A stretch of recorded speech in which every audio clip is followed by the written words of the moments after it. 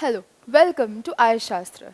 Today we are going to be discussing about the CSAT paper of 2020, the reading section, the reading comprehension segment of this paper. So let's go move forward with the practice session. But before moving forward to the practice session, I hope that everyone is doing well and they are all preparing for your prelims in a perfect manner and practicing more and more all the reading comprehension passages, right? Because your prelims are just 2 months away and we need to practice every day, right? So before moving forward, we need to just go through the rules of how to solve the passages. And before going to that, I just need to remind you that how many questions that we get from the reading comprehension segment, right? Okay, so as we know that in the prelims we have two segments, the CSAT and the GS, which is called the GS paper 2, and the other one is the GS paper 1. In GS paper 1 we have 100 questions of 200 marks and the duration is 2 hours. And in the CSAT paper we have the duration of 2 hours, 180 questions, and the total marks of the CSAT paper is 200 marks, okay? Now in the CSAT paper, we need to score a minimum of 33%, which is we have to at least get an approximate of 27 questions, right? Now in the CSAT paper, approximate for since 2015, we are getting around 25 questions from the reading comprehension.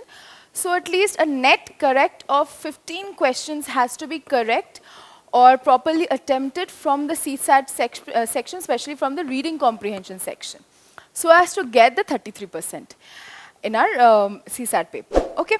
So before moving forward with the practice session of our 2020 paper, we will just go through a rough revision or a brief revision of the rules that we need to follow or the steps that we need to follow for solving the passages, okay?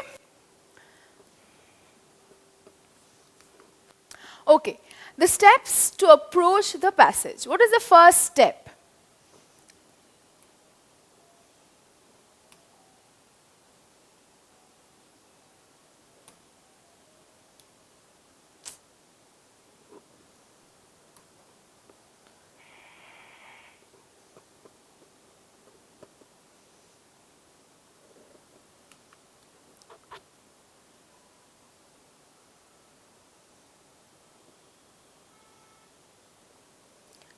What is the first step? Read the questions first. Now, when the passage comes, it has a question at the beginning, right? Whether it is an assumption-based question or whether it is an inference-based question or whether it is an implication-based question or whether the question is asking the crux of the passage. So we need to actually focus on what the question is all about, okay? So first thing is that before reading the passage, we will first read the main question. What are they asking? And then we will go forward with reading the passage. The second rule is that it needs to be relevant with what the author is saying. So after reading the passage, when we start reading the options, we need to choose a point or an option that goes well or that goes in favor of what the author is saying. It should not go against or opposite to what the author is saying. Let's go with the third point. Avoid options with extreme words. Now, extreme words, as I have also done in our previous video, if you have not watched, please kindly look into our previous video where I have solved some passages on the paper 2019. And I've also done an orientation session where I have also given basic information on what kind of questions and what kind of rules we need to follow to do our best in the prelims CSAT paper, especially in the reading comprehension segment. So there I had already mentioned that we need to avoid the options which have extreme words. Now, points that have extreme words can create a problem. See, suppose while reading the passage, आपको लग सकता है कि passage पढ़ने के time में जब option आप पढ़ोगे तो आपको लग सकता है कि हाँ ठीक है, ये पॉइंट में वो कुछ बोल रहा है, एडवाइस कर रहा है, लगता है ये पॉइंट ठीक है. No, when the option has a point where should be, should not be, very much, sometime, only, like extreme words like only, some, should, sometimes should is also used as an extreme word.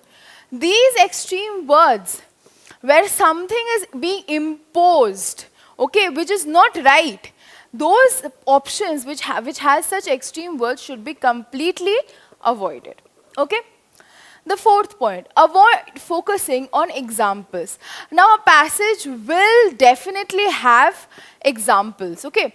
ऐसा कोई passage तो नहीं होगा जहाँ पर examples नहीं होगा. ऐसा हो सकता है passages जहाँ पर बहुत कम examples होगा, but generally the author tends to give examples to support whatever opinion it is trying to tell us. So every passage has some examples. So whenever we read the passage, we have to just eliminate the portion of the examples and focus on the main passage. Next, it should not be the opposite or negate the ideas given in the passage. So the option that we choose, it should not be the opposite or it should not negate the ideas given in the passage. Suppose, for example, ऐसा नहीं होता है, but suppose if the author is saying that sun rises in the west, we know that sun rises in the east, but in the passage the author is saying sun rises in the west. So just to kind of give a support to the author that yes, okay, fine, we have to choose an option which goes with the author, just to go in flow with the author, we have to choose an option that goes along with the author rather than going against or opposite to what the author is saying. So we have to also choose an option which says yes, the sun rises in the west, even though we know that the sun rises in the east. Okay, this is just a basic example. These kinds of things don't happen. Actually, these kinds of things don't happen usually. This is just an example. The main point that I want to explain is that we will be choosing points that will not have examples, that will not have extreme words, which is going in favor of the author and not opposite or against the author. These things we need to keep in mind before selecting the point. And one more thing I need to tell you, please choose an option which is there mentioned in the passage. जो भी option अब दिख रहा है कि ये information नहीं है पैसेज में, उसको पहले क्रॉस कर दो, ठीक है, बिकॉज बहुत कंफ्यूजन हो जाता है बाद में. स्टूडेंट्स लोग बहुत बोलते हैं कि मैम ये भी था वो भी था, आई वॉज कन्फ्यूज, किसको चूज करें. No no no, when you think that this particular thing is not mentioned in the passage, just cross it out and then you go forward with the other options. Okay, now let's start solving the passages. This is my first passage. Please just take a moment and read the passage. Pause the video and read the passage, and then we will start solving it.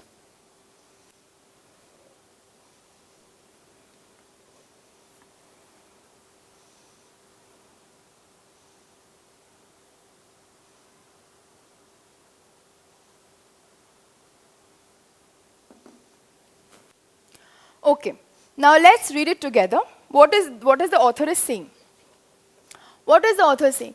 In India, over the last decade or so, labor has been departing agriculture, but is only going to construction and unregistered manufacturing, which are not markedly better jobs. So what is being said is that in India, over the last decade, that decade means last 10 years, the labor has been departing from, the labor sector has been departing or leaving the agricultural sector, and it is moving towards, किस तरफ जा रहा है, कौन से sector की तरफ जा रहा है? It is moving towards the construction and the unregistered manufacturing sector, which are not yielding better jobs. Okay. Services where labor tends to be most productive are not generating the additional jobs the country needs. Now, where the labor tends to be more productive, there it is not yielding more jobs. Okay? It is not yielding any or generating any additional jobs. Where it is supposed to be more productive, it is not providing any additional jobs.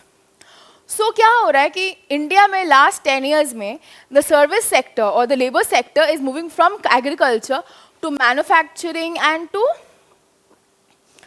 construction sector, where the jobs are not better and it is not fulfilling or not sufficiently fulfilling the quota of unemployment that is still existing in India.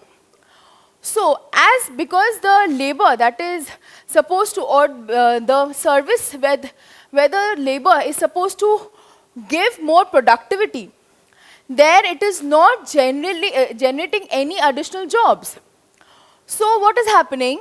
India requires 24 million or so jobs over the next decade.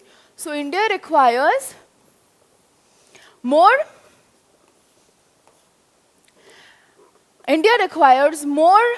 24 million jobs to complete its quota of unemployment over the next 10 years. The new sector, e-commerce, can at best close half the job gaps. So the new sector, which is the e-commerce section, can just complete half the job gap. Only those sectors that drive domestic demand, such as health and education, can comfortably fill the other half. So, what is being said is that over the last 10 years, the service sector, the laborers are moving from, laborers are leaving the agricultural sector and they're moving to manufacturing and construction sector. Now, due to this, what is happening? They are not markedly better jobs, okay? They are not marketing or providing better jobs as a result of this.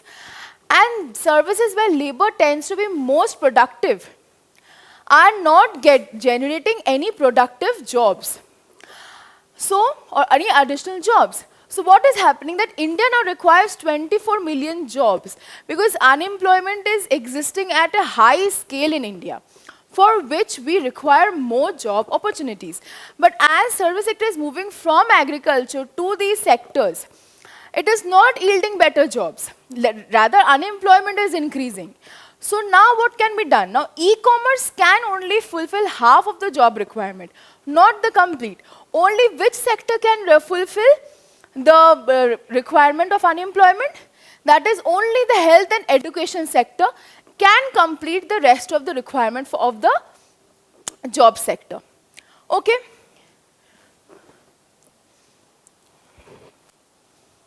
So now let's read the questions, okay?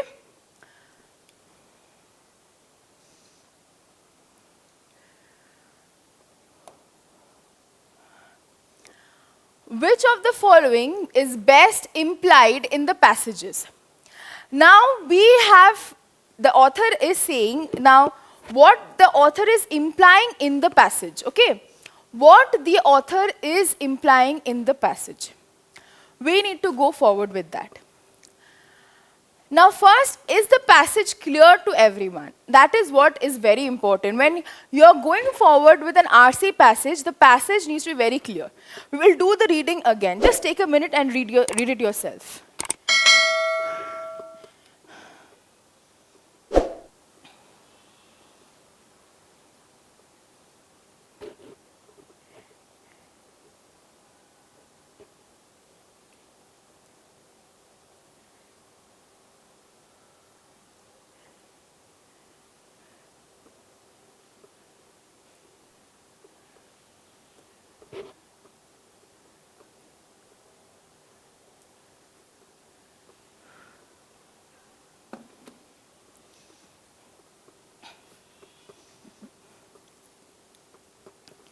Okay, let's read the passage once again with clarity, okay? See now, since 2015, passages, the size of the passage has been very small, but they are very analytical. So we need to read it properly with an analytical understanding so that we can choose the right option. Now, let's read it again. In India, over the last decade or so, labor has been departing agriculture. So this portion is clear that in India, over the last 10 years, the labor sector, the laborers have been leaving the agriculture sector and they're moving to construction and unregistered manufacturing sector, which are not providing better jobs. Now, services where labor tends to be most productive are not generating additional jobs to the country, as a result of which unemployment increases. Now, India needs 24 million more jobs over the next decade. The new sector, which is the e-commerce, can only fulfill half of the requirement of the jobs, or can fulfill half of the requirement of the unemployment that is prevailing in the country. Only those sectors which deal with health and education can fill the other half. Okay? Now we will go forward with the question. So what the author has implied in the passage, we need to find that. So let's read the first point. Strong measures need to be taken to reduce the rural to urban migration of labor. Now, has in the passage, at any point of time, has the author mentioned about the migration from rural to urban? They have mentioned about the movement or migration also, not migration you can say, but just a shift of the laborers from the agricultural sector to the construction and the manufacturing sector. There has not been mentioned any migration from rural to urban or urban to rural. Nothing of that sort has been mentioned. So this point cannot be taken into consideration, right? So let's just cross this out. Now let's go forward with the second point. The working condition in construction and unregistered manufacturing needs to be improved. Now, this point has not been mentioned anywhere. This thing has not been implied anywhere. What they are saying is that the labor sector is moving from agriculture to construction and unregistered marketing. They have not said anywhere that the working condition of that sector, those sectors need to improve. So this portion has also not been mentioned anywhere in the passage. So we cannot put or we cannot choose any additional information which is not mentioned in the passage. So we will cross this point as well. Let's go to the third point. Service sector has been reducing the problem of unemployment. Now, this is a very scope trap, this can be said. That this is a trap, you know. These points actually create a trap so that you think that this answer can be the right one and let's choose this one. No. जो भी है देखो, the passage is very clear. बहुत easy passage है. Analytical understanding चाहिए, but if you read it with clarity, there will be no problem. Okay? Read it with clarity. India में last decade में job sector or the labor sector is moving from agriculture to construction and unregistered manufacturing. उसकी वजह से better jobs नहीं आ रहे हैं. Services जहाँ पर labor लोग productivity ला सकते थे, वहाँ पर वो सब services ज़्यादा jobs ही नहीं provide कर रहे. इसलिए क्या हो रहा है? Unemployment बढ़ रहा है. So due to this unemployment, 24 million jobs are more required, for which e-commerce is not sufficient. Only sectors which deal with health and education, they can fulfill the need. Simple passage, but anywhere is it written that the service sector is reducing unemployment? No. It is still being said that 24 million job requirements are still there. We need jobs. So this point is also not correct. Now let's go with the last point. Increase social sector spending imperative for large-scale job creation. What does imperative mean? Important. Okay, So increase social sector spending, imperative or you can say important for large scale job creation. This has been already said. ये तो एकदम सही point है ना, because what has been said that only those sectors which deal with health and education can fill the other half, right? So if if these social sectors increase social sector spending, investment in these social sectors which deal with health and education come under social sector. Domestic or social sector is the same thing. So health and education come under social sector, right? Social sector,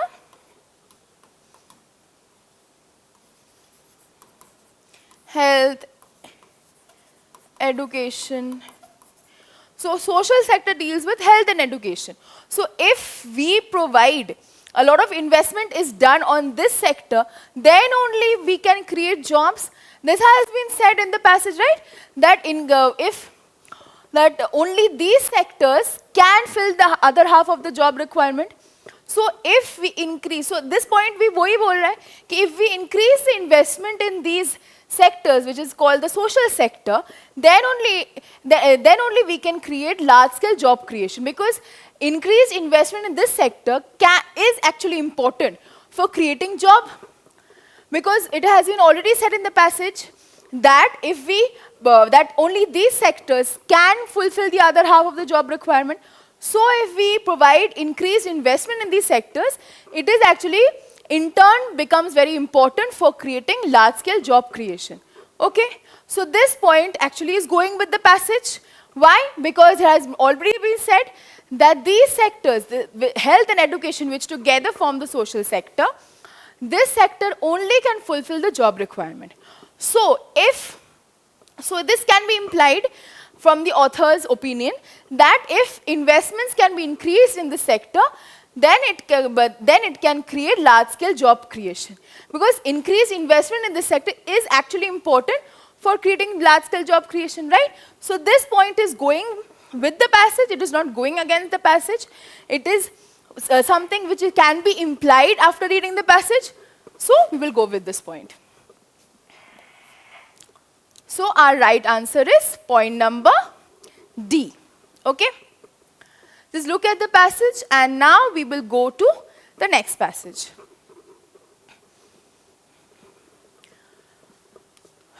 Okay. Take a minute, read the passage, and then we will start solving it.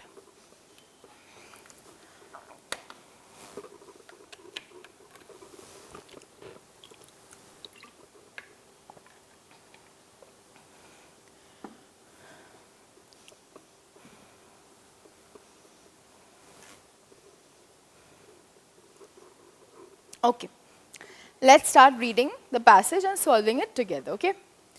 See, now your prelims are just 2 months away. Please don't be scared, don't be tensed. आराम से paper rose 5 to 10 RC solve करो, बाकी के preparation भी करो, and everything will be just perfect, okay? Now let's go forward with the next passage.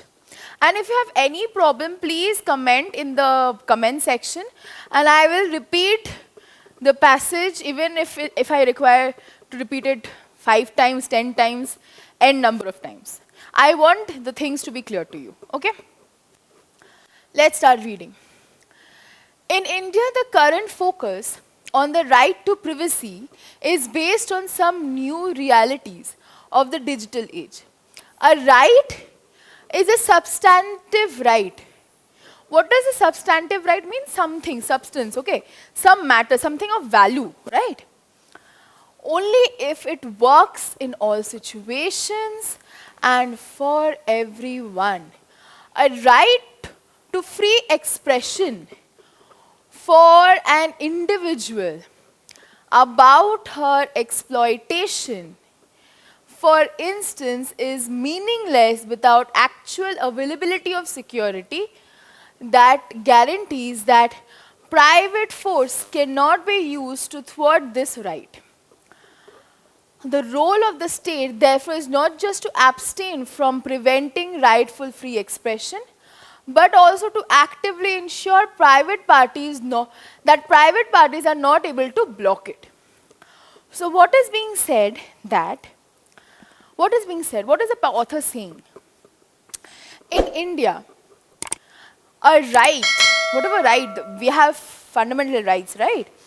We have we have freedoms also, we have rights. So freedom of expression is a very important right. So this a right has value only if it can be, if it works in all situations, and if it applies for everyone. Now, a right to free expression for an individual about her exploitation. Now, suppose an individual is being exploited. Now, she has the right, or she has the freedom of expression to express about her experience, about what she has faced. So if she does not have that freedom, then this right becomes completely invaluable, right? That is what the author is saying. Let's read this line. A right to free expression for an individual about her exploitation is meaningless without actual availability of security that guarantees that private force cannot be used to thwart this right. So here we have the two sections, okay? We have the state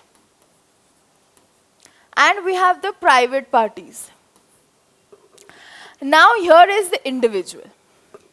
Now the state and the private parties both cannot, they do not have the right to abstain that individual from freely expressing about his or her exploitation or any other matter, okay?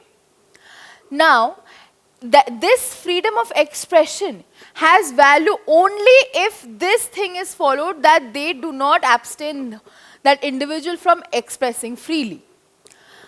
A right to free expression for an individual about her exploitation is meaningless without the availability of security that guarantees that the private force cannot thwart this right.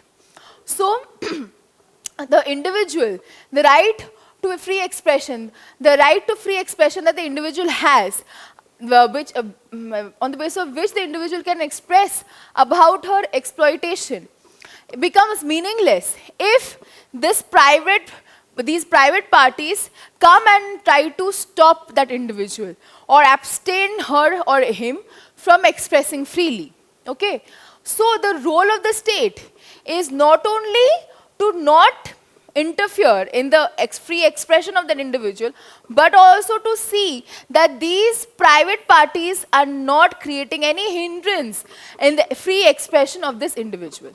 This is what is being said, right? The role of the state, therefore, is not just to abstain from preventing rightful free expression, but also to actively ensure that private parties are not able to block it.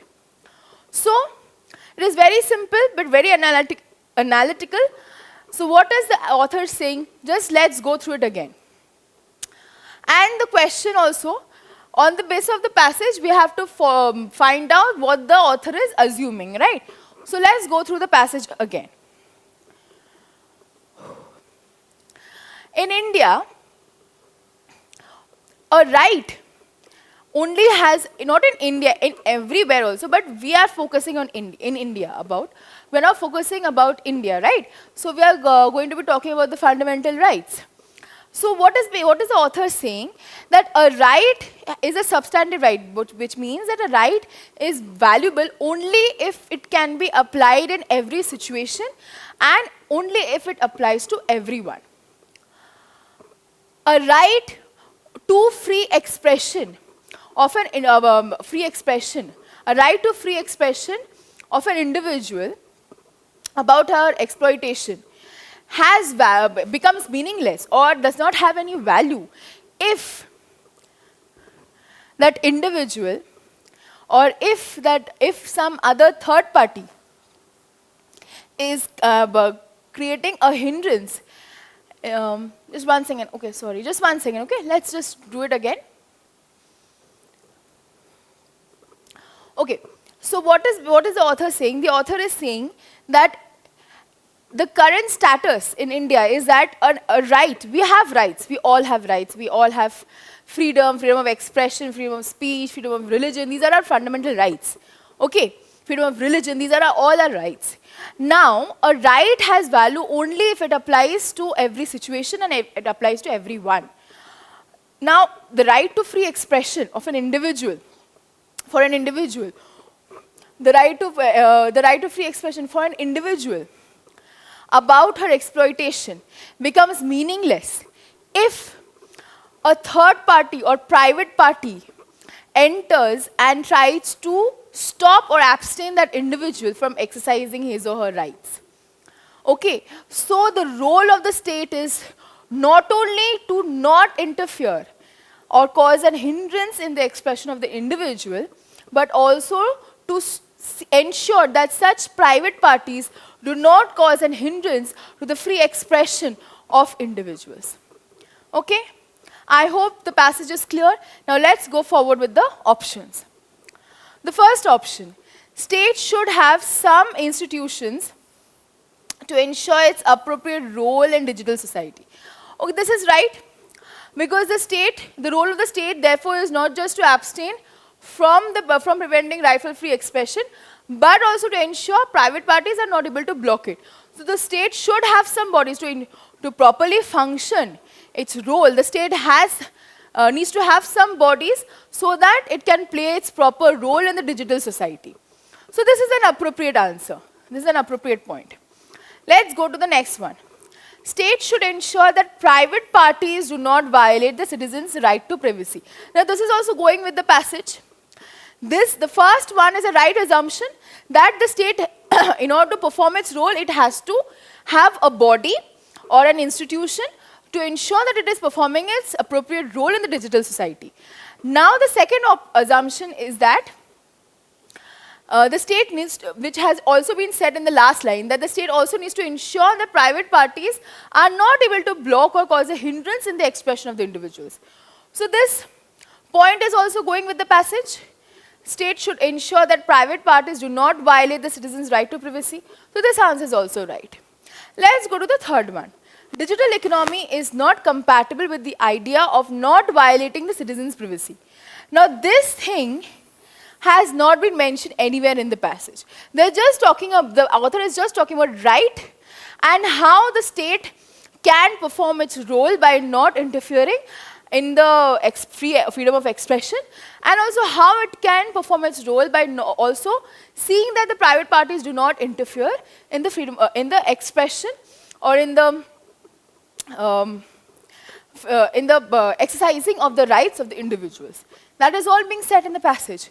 Nowhere it is said that digital economy is not compatible. This thing is not being said. Nothing of the compatibility is being said in the passage with the idea of not violating the citizens' privacy. Nothing of this sort is said. So this point will not be selected. So our right answer is A, 1 and 2. Okay? So our right answer is A. I hope the passage is clear. Now let's go to the third passage. Take a minute, read the passage, and then we will solve it together.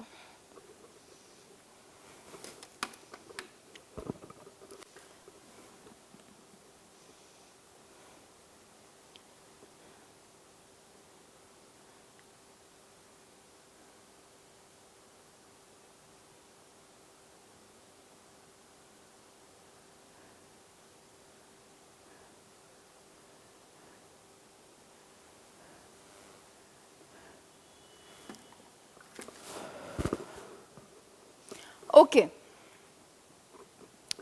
Let's read the passage.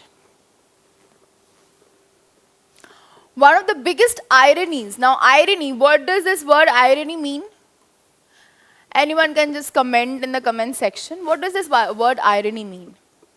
Irony means something unexpected, amusing, something, okay, which is not expected, but it is happening still, something amusing, okay. So one of the biggest ironies around water is that it comes from the rivers and other wetlands.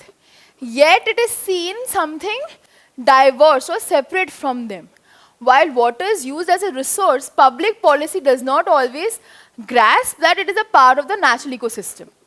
So, although water is being originated from the river and the wetlands, still water is seen something separate from them, and the public policy does not consider water as the natural ecosystem, as a part of the natural ecosystem.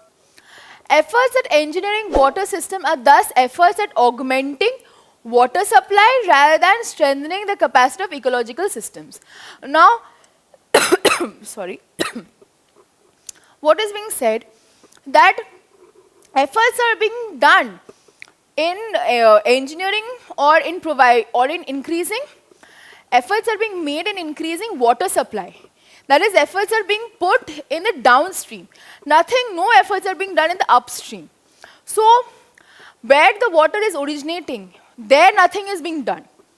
Only efforts are being given in increasing the supply of water. So, efforts are being given only in the downstream section. So, that is what is causing all the problem. So, let's read the passage again before.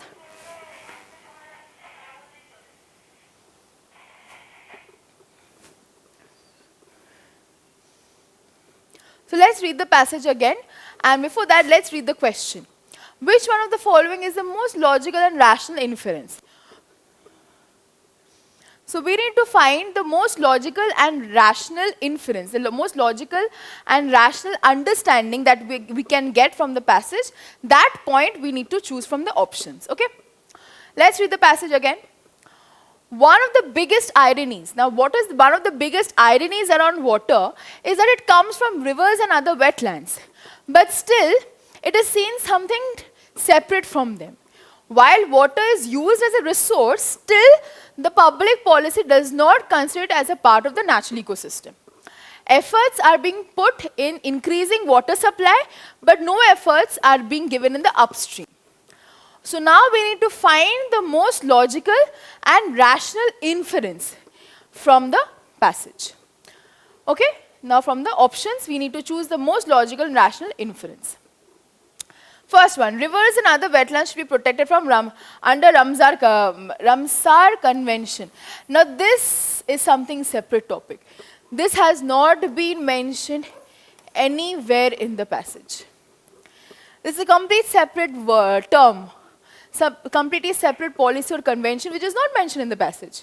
They're just saying that water comes from rivers and wetlands, and still water is used as a resource. Although water is used as a resource, it is still not considered as a part of the natural ecosystem, and that is why a lot of problem is happening in the ecosystem. Efforts are being put in the downstream where supply of the water is increased, but no efforts are being put at the upstream where the water is originating. So Ramsar Convention is not mentioned anywhere in the passage, so we cannot take this point. Let's just cross it out. Next point, engineering water systems should be modernized and further augmented. Now augmented word is used, modernized is not used. So we have not spoken in the passage anything about being modernized or doing any modernization. So we cannot use this point. This point is also going out of what the author is saying. Okay? Let's go with the third point. Wetlands need to be reinforced as more than just open sources of water. Now, we have read in the first line that water comes from rivers and wetlands. So that they are talking about upstreams. Now they are saying wetlands need to be reinforced more than just open source of water. So they're talking about some kind of development that needs to be done in the upstream, right? So wetlands need to be reinforced as more than just open source of water. So we have seen that in the passage the author has said that efforts are being given in the downstream, no efforts in the upstream. So they are saying that they are talking about development in the upstream. They are saying that wetlands को सिर्फ source of water, open source of water के अलावा भी कुछ और something else, as something else also it has to be reinforced. So they are talking about some kind of development in the upstream. So this point can be kept aside. Let's go to the last point. Water supply should not be free of cost so as to prevent its misuse or overuse. Now, regarding cost, overuse, misuse, wastage of water, nothing has been mentioned in the passage. So this is also going against the passage. We cannot choose this point. So what we can choose is this. This is our correct answer, point number C. Because what? They have said that efforts are not given in the upstream. Efforts are given in the downstream, that is in the supply of water. This point is talking about efforts in the upstream. So we can take it as a very logical and rational inference that can be done in the future. So this is a correct point which goes with the passage. Okay? So this is our correct answer. So our correct answer is C. Just look at the passage and then we will go to the next one.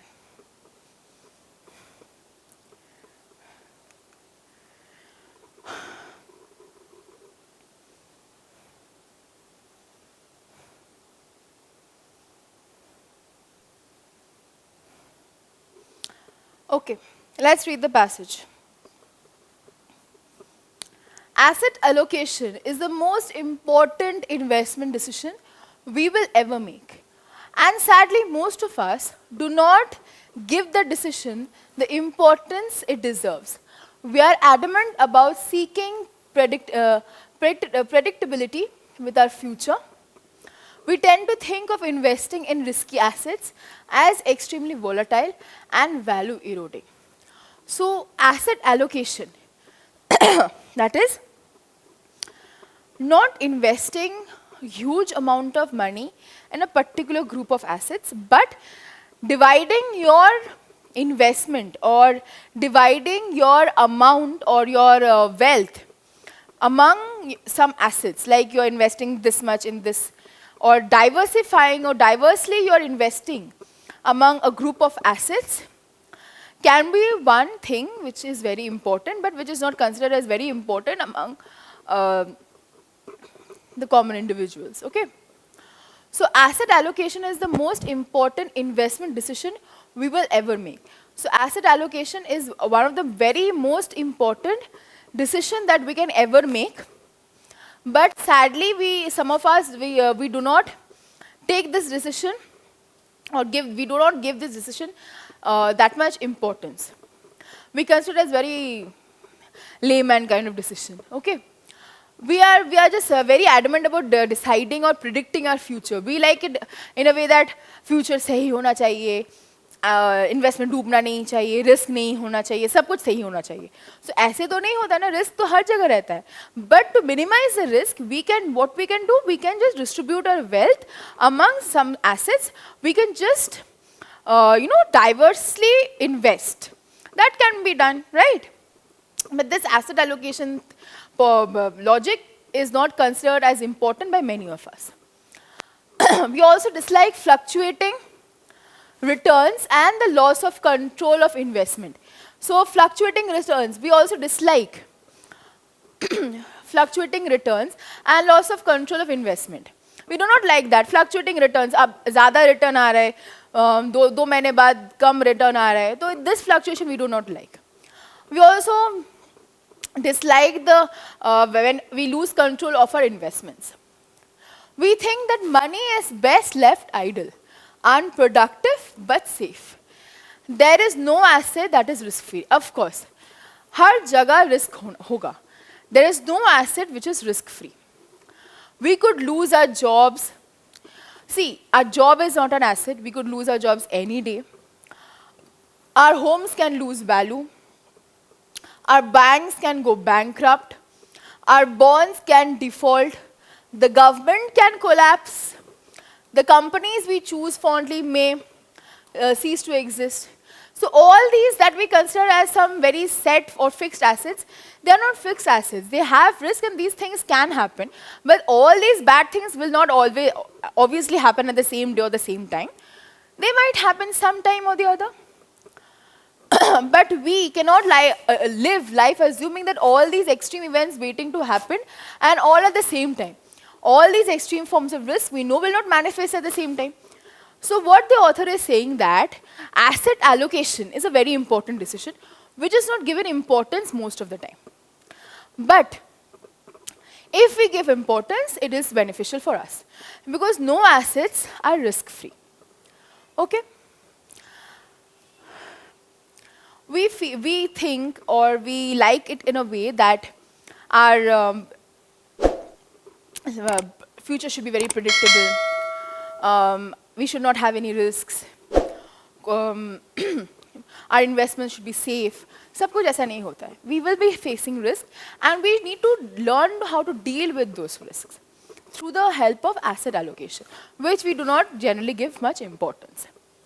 Now, we sometimes feel very irritated or upset when our returns start fluctuating and when we lose control of our investments. So what we think is that our money is best left idle. Okay, our money is best left idle when we invest in one asset, one big asset, we just invest in that and our money is best there, left idle. It is safe, it is risk-free. No asset is risk-free. If we are thinking we are investing in a house, the house might lose its value. The bank might get bankrupt. We could lose our jobs. The companies could just close down. The government might collapse. But obviously, thinking of all these bad things, we just cannot just sit back and not invest in anything. No, that is not what the author is saying. Because all of these bad things cannot happen at the same time and on the same day. What the author is saying is that all these things might happen, some or the other, they might not happen. All the assets have risks. So in order to minimize the risk, we need to diversify our investments, which is very, very, very important. Okay? This is a simple thing that the author is trying to say. We cannot expect our future to be like safe, not uncertain and risk-free, no, especially our investments. The author is saying there will be risks, there will be uncertainty. We need to minimize the risk through asset allocation. And all these negative things cannot happen at the same time, but they might happen, some might happen at some time. In order to minimize it, we need to diversify our investment. This is a simple thing that the author is saying in the very first line. So choosing the right option for this passage, I don't think so it will be very difficult. Let's read the passage. Let's read the options first. Which of the following statements best imply the suggestion given by the author? Distribute your wealth across different kinds of assets so that your risk would be minimized. Now, this point is going exactly with what the author is saying. Asset allocation is the most important investment decision. The author is saying, right, we need to diversify or distribute our wealth or diversely invest in different kinds of assets so that our risk is minimized, so that our risks get minimized. If we invest all our money in one, our risk factor increases. If we invest small amounts in different assets, or if we distribute our wealth across different kinds of assets, then our risk might get minimized. That is what the author is saying by the word asset allocation. So this point is actually going with the passage, so we'll keep this aside. Now let's go to the second point. Risk-taking behavior should be a necessary component of your personality if you want to generate wealth. Now, very tricky and very tricky point which is actually creating a trap for you.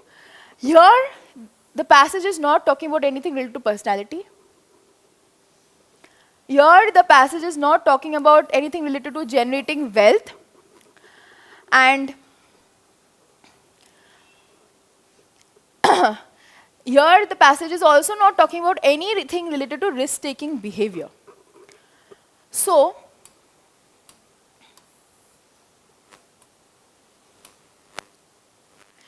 so the passage is not talking about anything related to risk-taking behavior. The passage is not talking about anything related to personality. The passage is not talking about anything related to generating wealth. So this point consists of some terms which are not going with the passage. So we are not going to take this point. Let's cross it out. While making investments, find a trustworthy asset management organization which would manage your wealth for you. This point is also not mentioned here. Nothing of such suggestion is given that choose a right asset management organization so that your assets remain safe, your investment remains safe, something like that, nothing. Nothing of this sort has been suggested.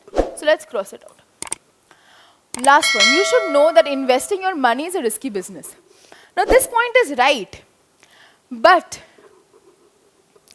this is something like a very instructional point. Here they are saying imply. What is being implied? This is a kind of instruction. Like we should be knowing that investing our money is a risky business. So this is not exactly going with the passage. Here it is a very logical thing that of course investing money is a risky business, but the author is now never, or the author is not saying anything anywhere in the passage or suggesting any such thing that, you know, पैसे तुम जब खर्च कर रहे हो बहुत risky है, हाँ, तो देख के करना.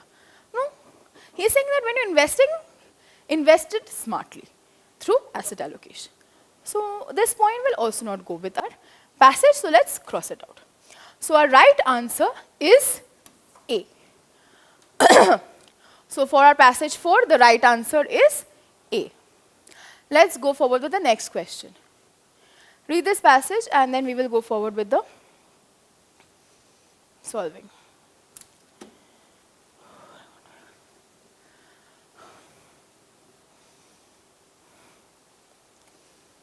Let's read the passage. Although most of the genetically modified GM crops cultivated now are genetically engineered for a single trait, now that they're cultivated for a single trait, in future they'll be cultivated for more than one trait. Thus, biotechnology's role in agriculture and regulation of the same cannot be understood solely in the context of the current generation of GM crops. Instead, there is a need to take a comprehensive look, taking into account various aspects, including socio-economic impacts. So, what they're saying that now, although the GM crops are now cultivating on the basis of one trait, in future, more traits might evolve. So, in the second point, it is being said that biotechnology is in the evolving process. It is now in the narrow form. It might evolve in the broadened form or widened form. Okay. Sorry. Instead, there is a need to take a comprehensive look, taking into account various aspects, including social economic impacts. So the potential of the technology can be harnessed while minimizing negative impacts. Given the importance of biotechnology developing varieties that can help in climate change, mitigation and adaptation, not using biotechnology as a part of the climate change action plan cannot be an option. So mitigation and adaptation, or in the climate change action plan, biotechnology is a very important part. Without biotechnology, climate change action plan cannot be done. Domestic regulation of biotechnology cannot be viewed in isolation of trade policy and obligations under various international treaties and conventions. Okay, so what is being said? Simple, very simple passage. The author is saying, currently the GM crops are being cultivated for a single trait. In future, there might be one or more other traits on the basis of which the crops might be cultivated. Okay. Now this biotechnology's role in agriculture will not remain the same throughout. It is evolving. It might be including some comprehensive look. It might be taking into some accounts like the socio-economic impacts, the potential of technology. It might be minimizing some negative impacts. So it is going to be evolving. The biotechnology is now in a narrow way. It is in a narrow version, or it will be broadened slowly as the process will be evolving. Given the importance, now giving biotechnology the importance, we know that the climate change cannot happen without biotechnology. So after reading this passage, now let's go forward with the points. Now here the author has mentioned very clearly what it wants to convey, and in the question we have to find the assumption. Okay, what the author has assumed. With reference to the above passage, the following assumptions have been made. Biotechnology regulation is an evolving process. Now it is very much clear from the passage that yes, biotechnology is an evolving process. As we have read that biotechnology will not remain the same. It will be evolving, it will be changing as it will be taking a comprehensive look. It will taking into account some socio-economic impacts. It will be taking the potential of the technology, right? So कुछ changes होने वाले हैं, as biotechnology is a very evolving process. So this point is going with it. It has already said in the passage that biotechnology will not remain the same. It is an evolving process. कुछ changes आने वाले हैं, कुछ changes होने वाले हैं, because it is going to be taking a comprehensive look. It is going to be taking account of various socio-economic impacts, potential of technology, minimizing negative impacts. All this it is going to happen. So biotechnology is an evolving process. It is going to evolve from a narrow version to a broadened one, right? So this is going to happen. So this point is actually going with the passage. So we're going to tick it. Let's go with the next one. Participation of people needed in policy decisions regarding biotechnology regulation. Now this point is not mentioned anywhere in the passage. कहीं पर लिखा है कि crowd का और या population और people का participation चाहिए policy decisions के लिए biotechnology regulation के लिए? No. This whole concept where participation of people in policy decisions is required for biotechnology regulation is not mentioned in the passage. So this is going completely against the passage, so let's cross it. Next, biotechnology regulation should take into account socio-economic aspects in decision making. Now, biotechnology regulation should take into account socio-economic aspects in decision making. Now, they are saying that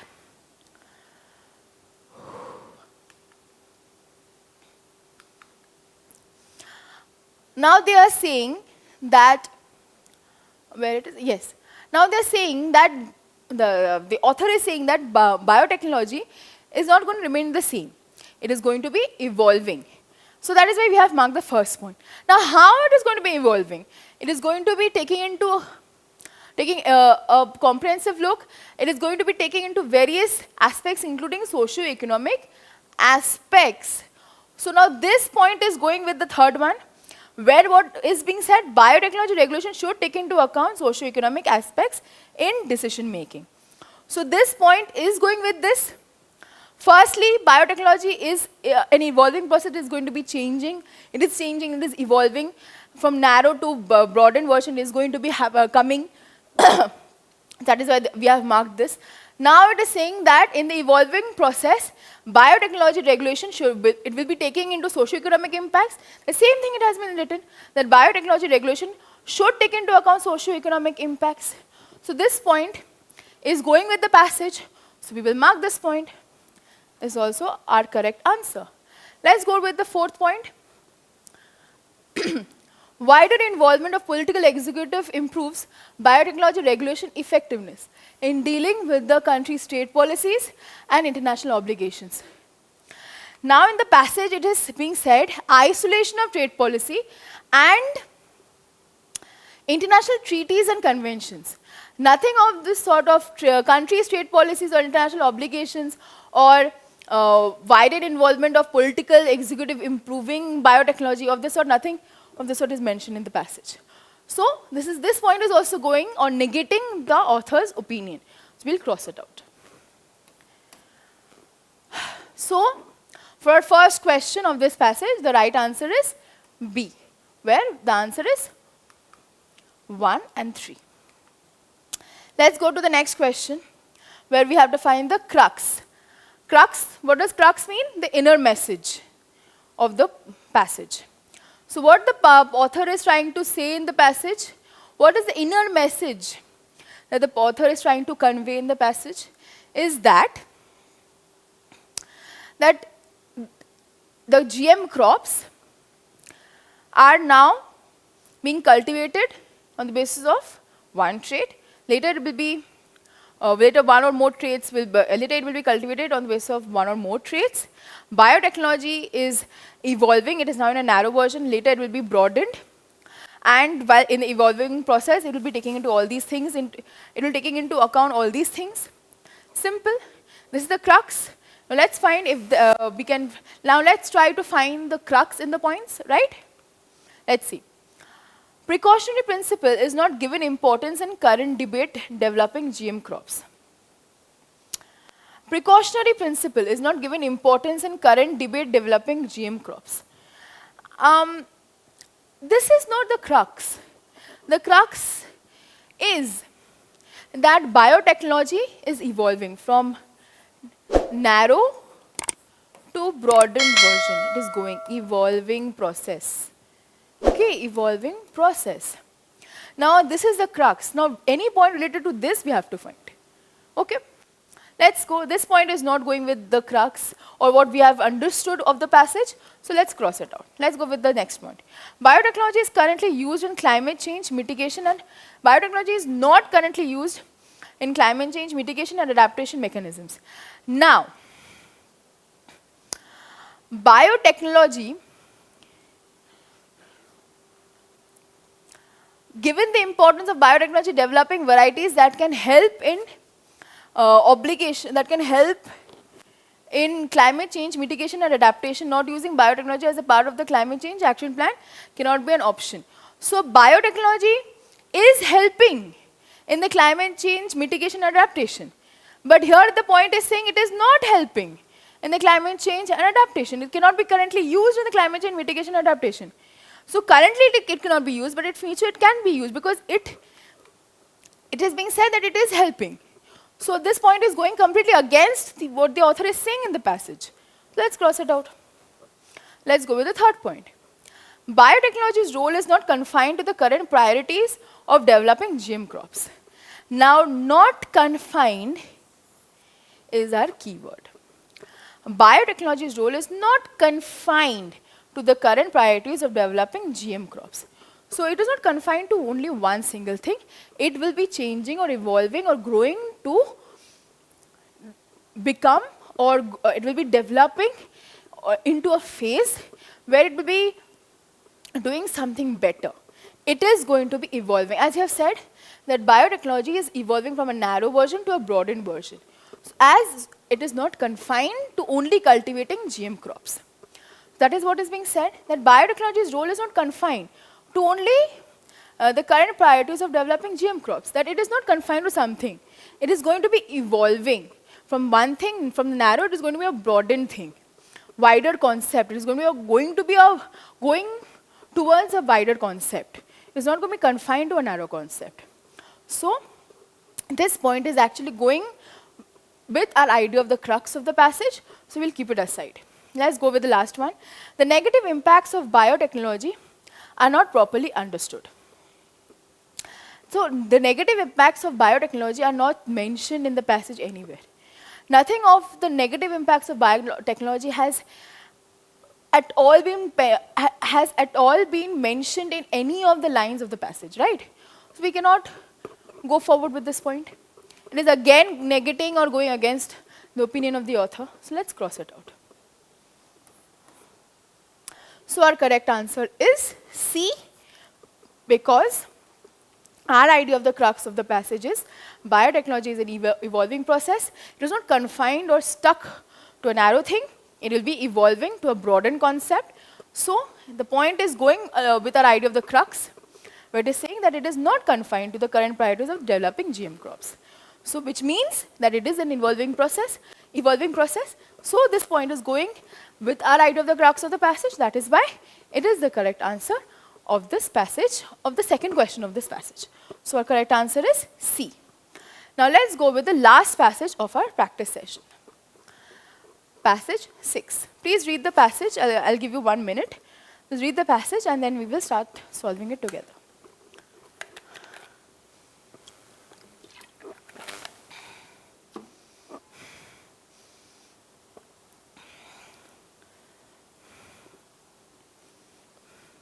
Okay.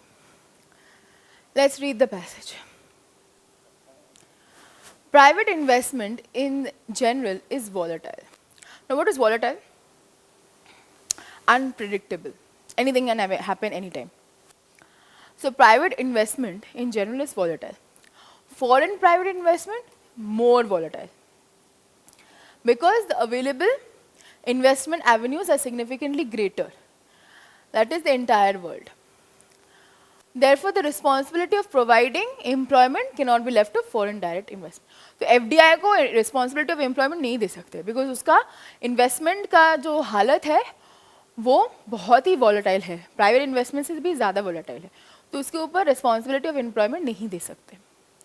Done? Let's go to the next section. Current FDI inflow is volatile over time and consequences. The current FDI inflow is volatile over time and across sectors and regions, which is necessary consequence of their search for the highest returns.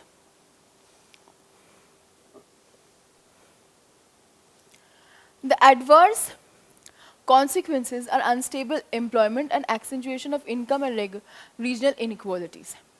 Now, due to the FDI inflows volatile over time, across different sectors and regions, which is a very necessary consequence of their search for highest returns, these have been causing adverse consequences such as unstable employment and accentuation of income and regional inequalities. Now, a probable positive consequence of private investment. Now, this is a negative consequence of foreign investment. We are coming to the positive consequence now. A positive consequence of foreign investment is the inflow of new technology and its subsequent diffusion. तो क्या बोल रहे हैं कि private investment बहुत volatile है, foreign FDI उससे भी ज़्यादा वॉलेटाइल है, तो एम्प्लॉयमेंट का जो रिस्पॉन्सिबिलिटी एफडीआई में नहीं दे सकते, एफडीआई के ऊपर नहीं दे सकते. Okay, now FDI, what FDI is doing, that FDI का जो करंट इनफ्लो है across sectors and regions, that is because of its search for constant highest return, it is causing unstable employment and accentuation of income and regional inequality. As a result of this, a lot of problems are happening. Now we are coming to the positive consequence of FDI. Now FDI is also bringing in new technology and its diffusion. Now tech तो आ गया, but diffusion कैसे करेंगे? Because this technology diffusion cannot happen because physical and human capital in India is inadequate for the diffusion. So positive जो consequence ला रहा है FDI, the tech, the new technology, वो diffuse नहीं हो पा रहा है इंडिया में because the physical and the human capital is insufficient and inadequate in India. That is why diffusion नहीं हो पा रहा है. So for that reason, again, India is getting affected in the overall situation. So now let's have a briefing of the passage. What is the author saying? Firstly, the author is saying that private investment is volatile. FDI is more volatile. So we cannot put the responsibility of employment on FDI ever. Now FDI inflows across sectors and regions. FDI inflows are happening which are volatile across sectors and regions because they're searching for highest returns, which are actually causing unemployment, which are actually causing unstable employment, and accentuation of income and also regional inequalities. That was the negative section of FDI. Now, when we are coming to the positive section of FDI, we can say that FDI is bringing the inflow of new technology and diffusion in India. But नया tech तो आ गया, but diffusion कैसे करेंगे? New technology cannot be diffused because the current human and physical capital in India is completely inadequate for the diffusion. So that also cannot be happening. So overall, in the overall situation or scenario, India is being impacted. So now we have to find the proper assumption from the points. Let's read the points. Relying on foreign investment in the long run is not an economically sound policy. Very correct. FDI is very much more volatile. And it is being said that the responsibility of providing employment cannot be left on FDI. So that point is actually going with this point, that relying on foreign investment in the long run is not an economically sound policy. So this point is going with that point. So this point is absolutely right.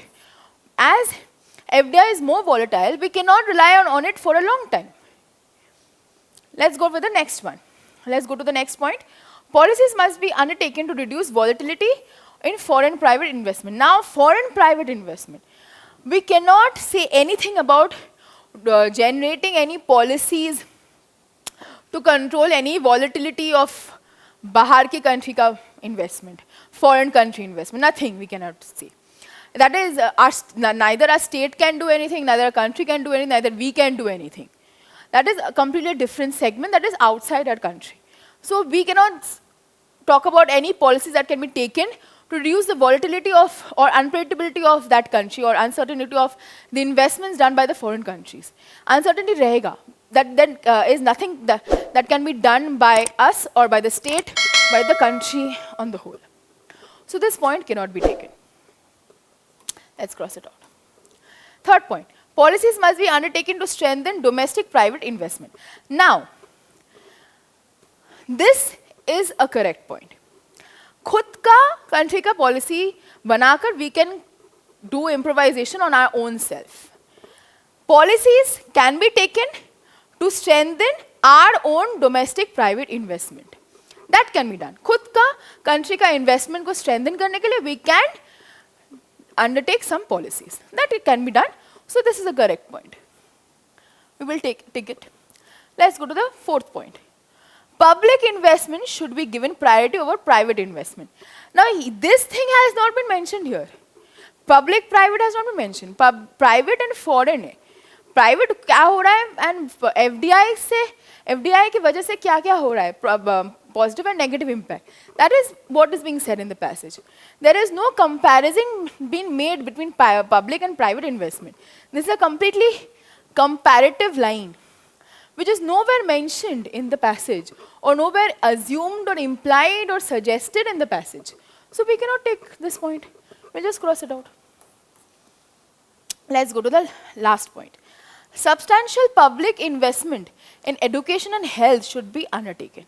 Now, this can be a right assumption, as FDI is bringing an inflow of tech, but diffusion is not being done because we do not have the sufficient physical and human capital.